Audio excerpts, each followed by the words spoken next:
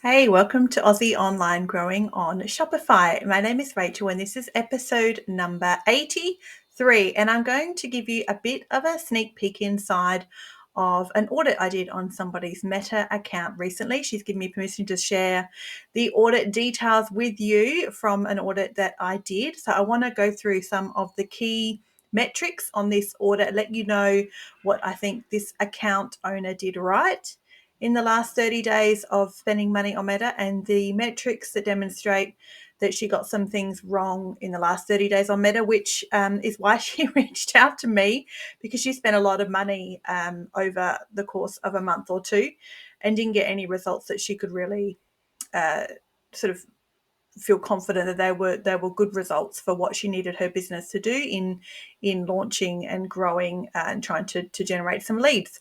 So I'm going to go through those details with you shortly. You can reach out to me through my website for your own audit. I can audit your ad account for you. Like, when you know what's working and what's not working, the clarity that brings you as a business owner is invaluable, because otherwise we can feel like we spin our wheels and we keep doing things over and over again. Sometimes it's hard to know why we're even doing them.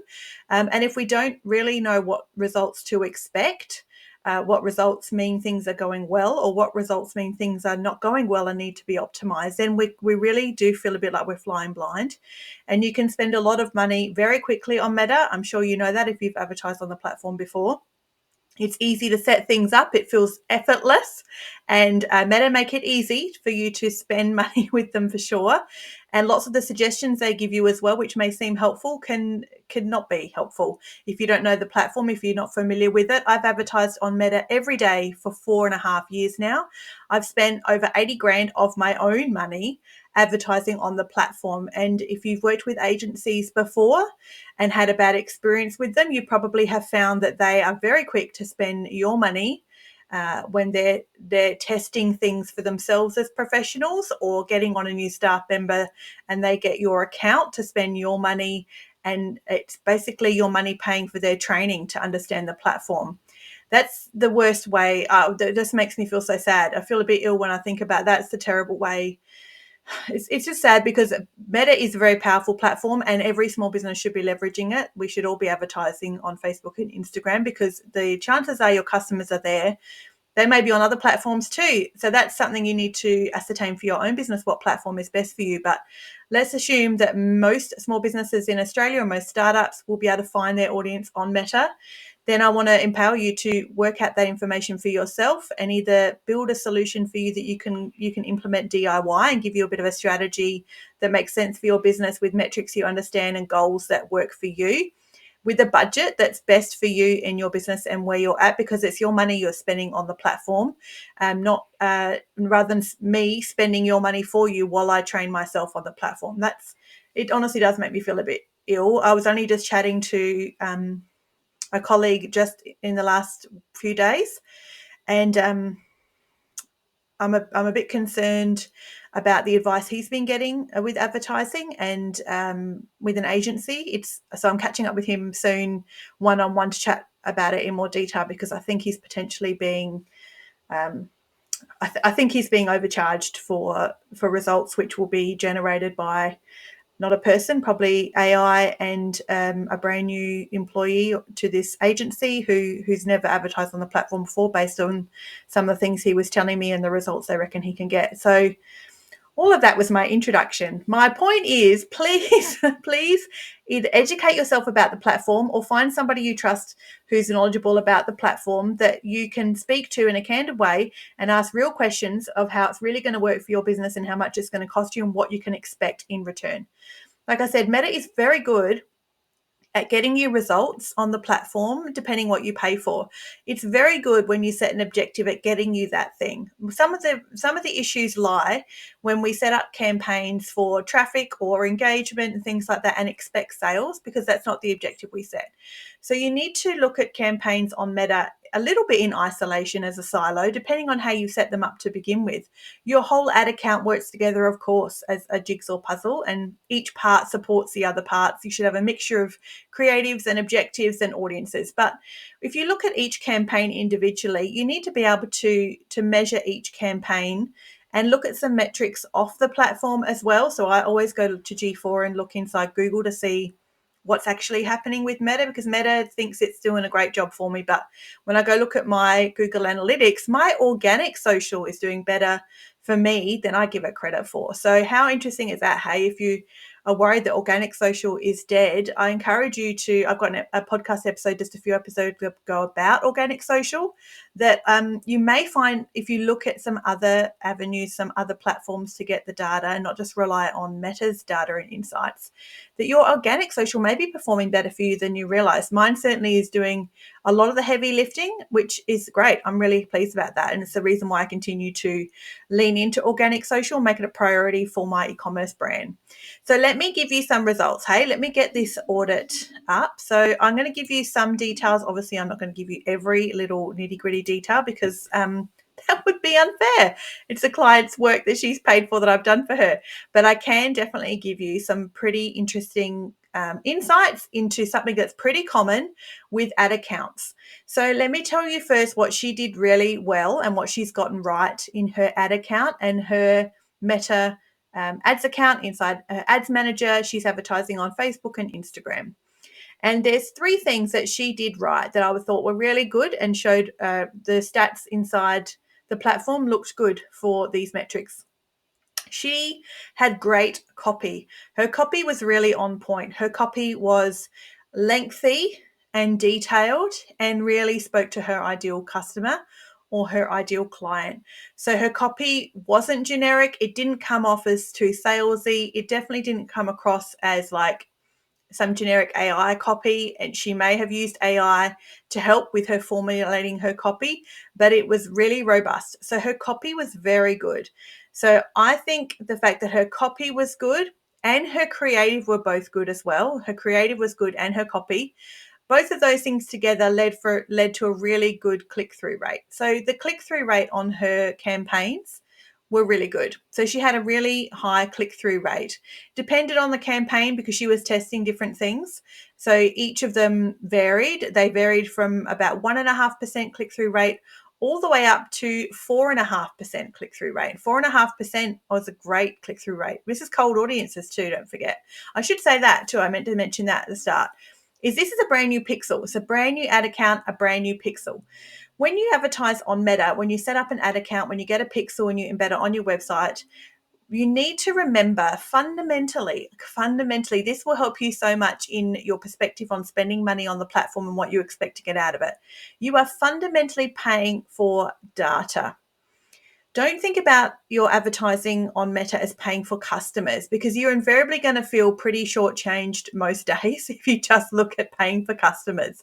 What you're actually paying for is data. Your pixel is being populated with data, and the way that data is generated is because you are paying for advertising on the platform, and Meta is collecting lots of data about users and their engagement and their activity for you on the platform and off the platform with your pixel. So you are paying for data. So when I spoke to her, my client, about this and sort of helped her understand that when she starts a new business with a brand new pixel, going sort of right down the line to the bottom of funnel traffic straight away is always a bad idea. Like in 2020, that was a good idea, but it's definitely not a good idea anymore. So targeting bottom of funnel traffic to get sales and customers straight off the bat isn't going to work because the pixel is brand new. Meta has no idea who they should be targeting. So you're going to get a lot of really crappy traffic and really crappy leads, really crappy click-throughs and people browsing around who are used to doing that, who potentially have no desire and no intention of ever spending money on the platform with you, or that actually are not your ideal customer or your ideal client at all because your pixel's new. What data has Meta even got to lean on? Nothing. So the early days of an ad account is really about collecting the data, and you're paying for data. If you think about it that way, I think it really reframes things because you're prepared to spend money on data, and then you go back and you analyze that data and make decisions about it to move forward. So I would prefer, if you are starting out with Meta, you spend less every day, but over a longer period of time so that you can sort of not think about it too hard and not get too stressed about it.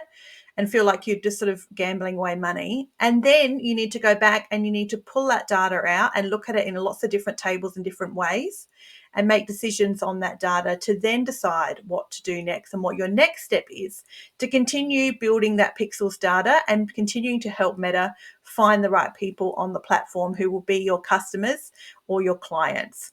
So her ad creative, so her actual creative, her images or her videos was spot on. And that paired with her copy, so her text in the description and her headlines was great. I thought it was a really good click-through rate, particularly for a new account, between 1 and 4.5%.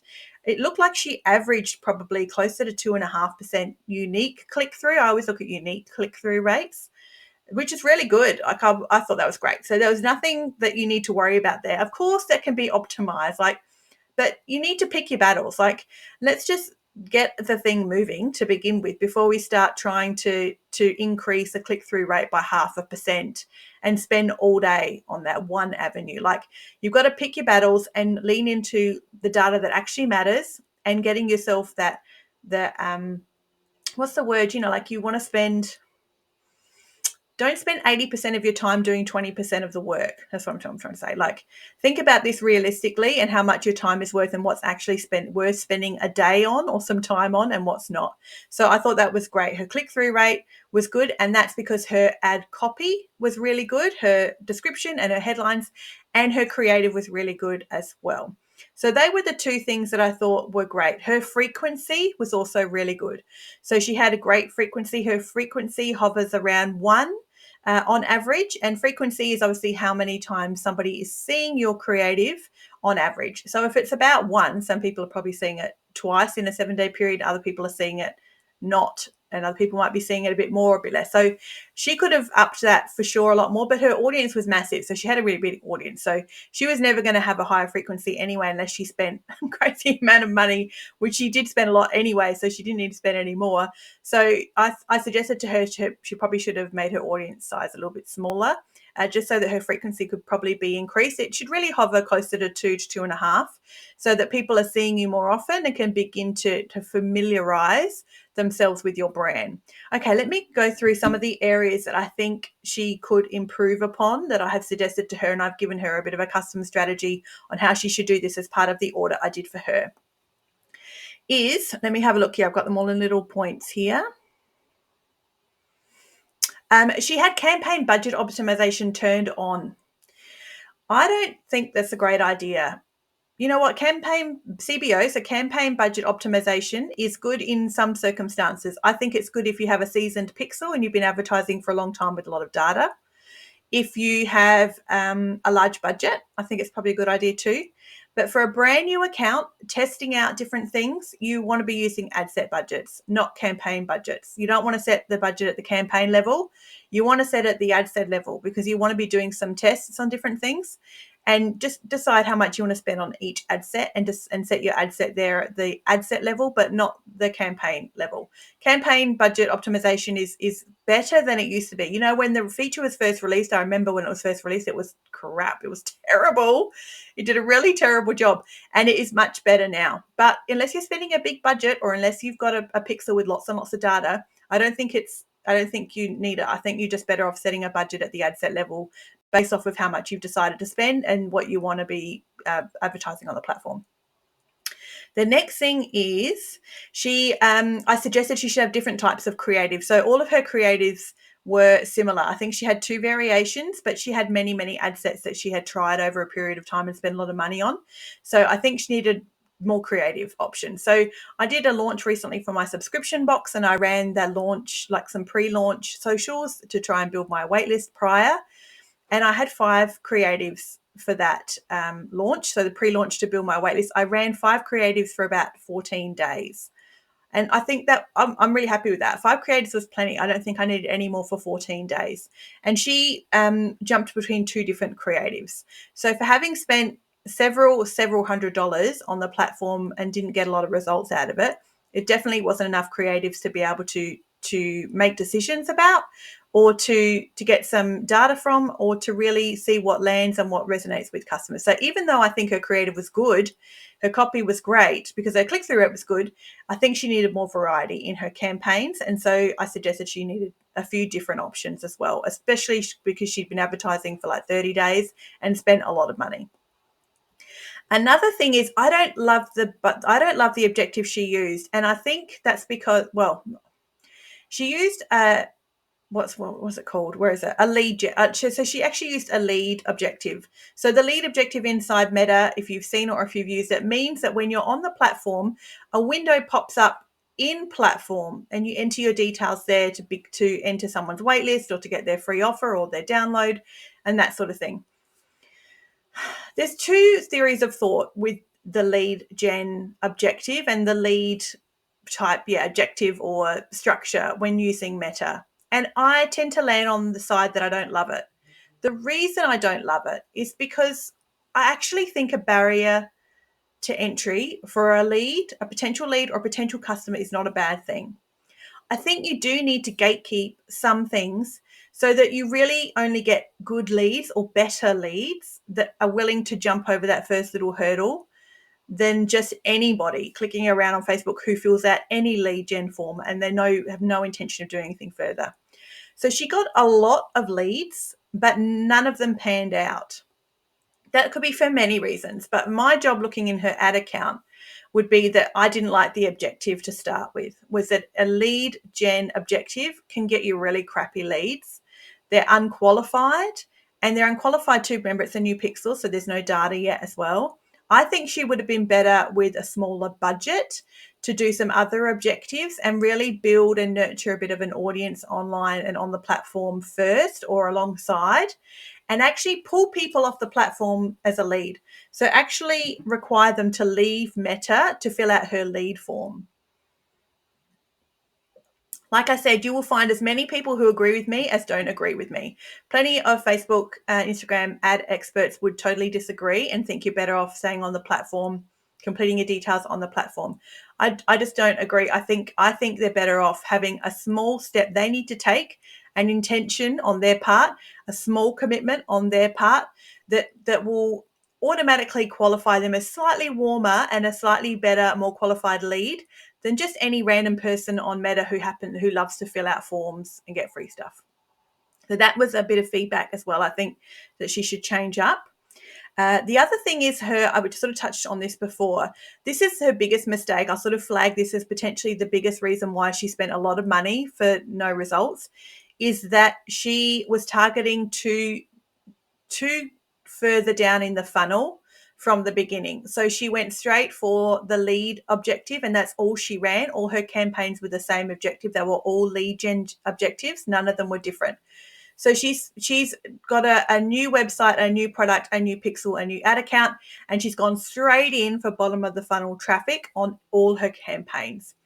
This actually did work in 2020, but we're not there anymore. It definitely doesn't work these days, which is way better news because you need to build genuine connections and a genuine group of customers and potential customers who actually know who you are and who like you and follow you and are willing to check your website out one day. They see you another day and they'll read a review, or they'll find a product they like and they'll click around and browse.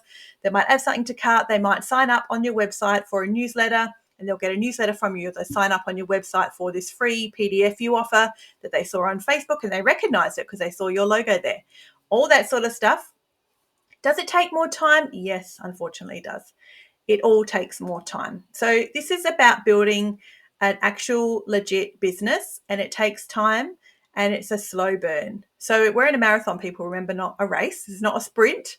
This is a marathon. So I think this is the biggest error she made on her account, and accounts for the fact that she spent a lot of money and got very results she was really unhappy with. Hence, she's stopped advertising since. So until she was waiting to see what I would suggest about how she should change it up. So she stopped running ads after she spent a lot of money because, and this I think is the biggest error she made, was that she was going straight for the sale or straight for that down the funnel market, like the marketing funnel type traffic. and wasn't doing any other campaigns to build an awareness and build that know, like, and trust factor on the platform and off the platform. So that cost her a lot of money.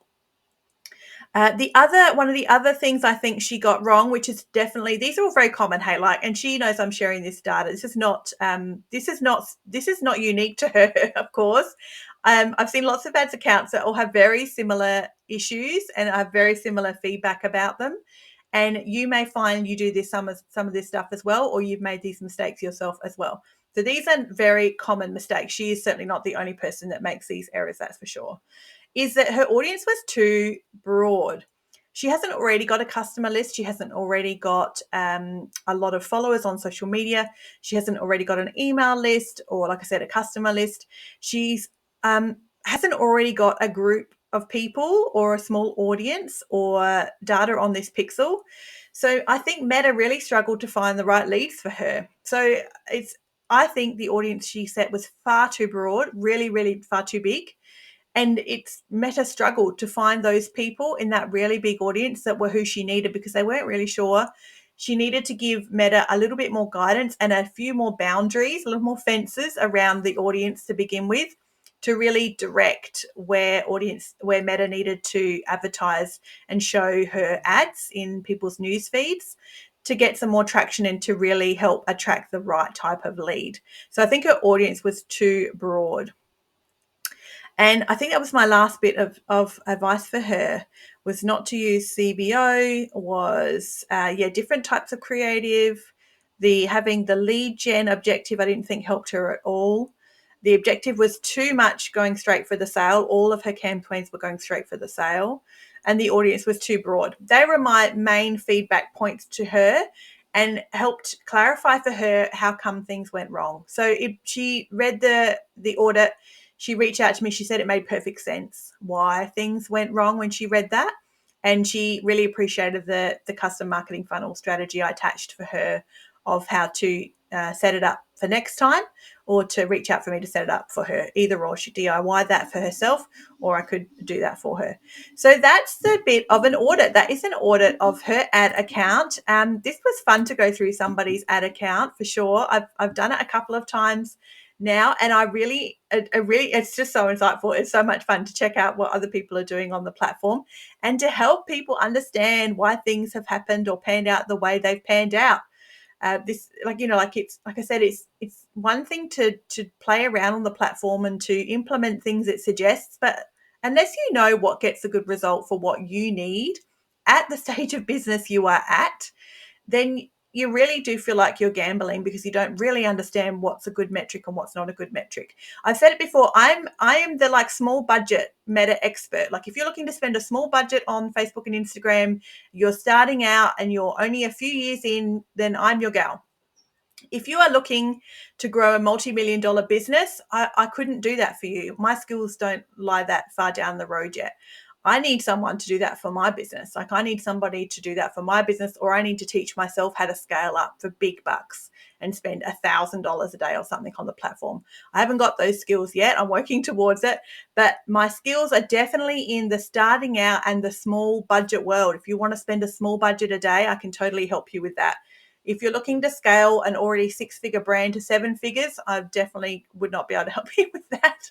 I might be able to audit your account for you, but you're probably best off with an expert who's scaled bigger brands before in Australia than something I could help you with. But I'm the small budget person on Meta. I can definitely give you insights into that world.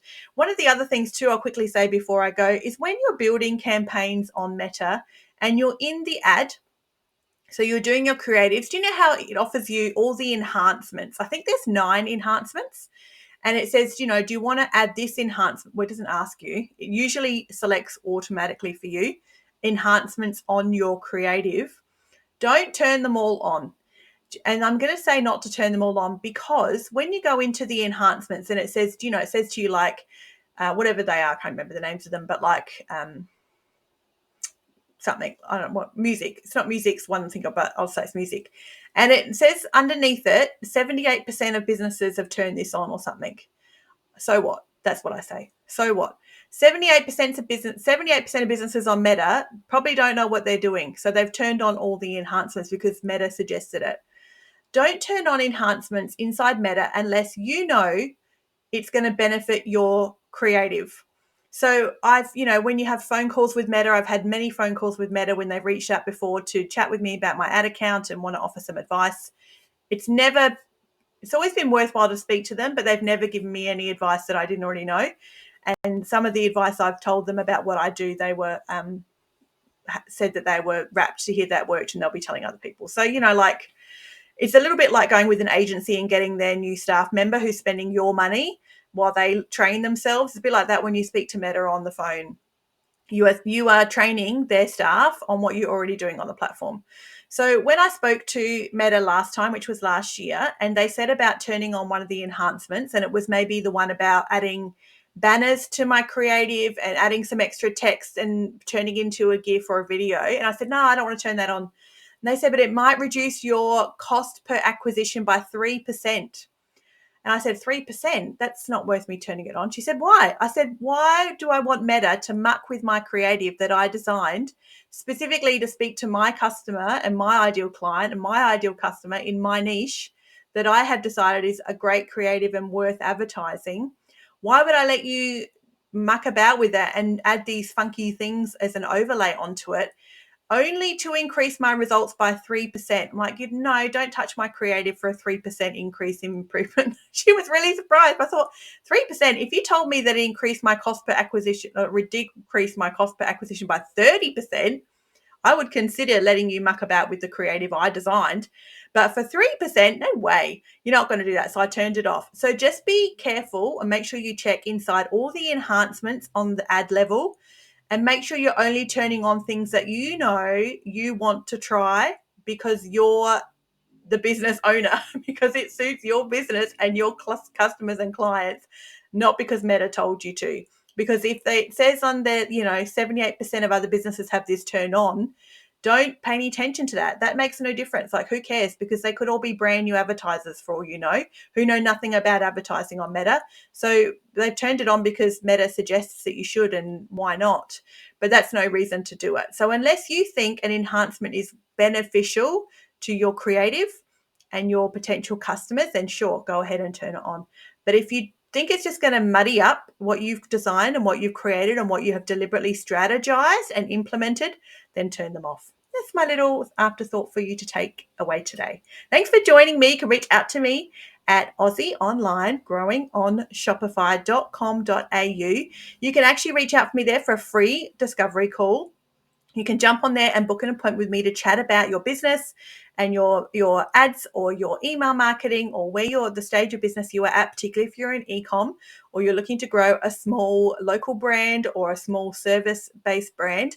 I can definitely help you with some consulting there and some tips and tricks and some advice. And I can jump inside your ads manager for you and give you a bit of an audit, or I can set up campaigns for you and run them and give you a report every 2 weeks on how things are going and make sure things are heading in the direction that you want for your business, so that you're getting what you want from Facebook and Instagram and not feeling like you are just gambling away money. Head back to listen to some other episodes too while you're here, and reach out to me through the website. Send me an email. I'd love to hear from you. As always, keep learning whatever you are doing in your business every day, all day. Make sure you are experimenting with things and testing and trying things, and just keep learning no matter what.